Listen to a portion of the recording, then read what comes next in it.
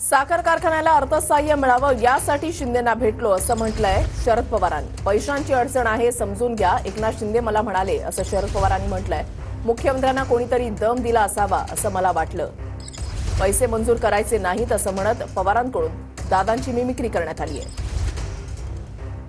नाही म्हणजे माझी फार अडचण आहे, तुम्ही समजून घ्या। अरे काय समजून घ्या, पैसे असताना घेतले समजून घ्या। त्यांनी सांगितलं मला देणे शक्य नाही। माझ्या खात्री मला कळलं की यांना कोणतंही दम दिलेलं दिसतं। आता दम देणारा कोण?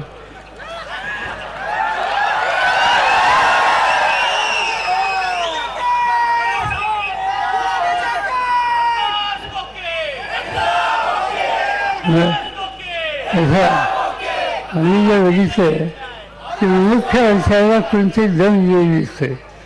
हे पैसे मंजूर करायचे नाही, आम्ही द्यायचे नाही की दिसायला आमचा एकनाथ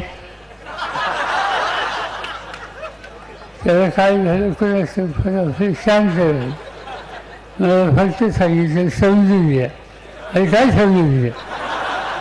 समजून घेतलं असं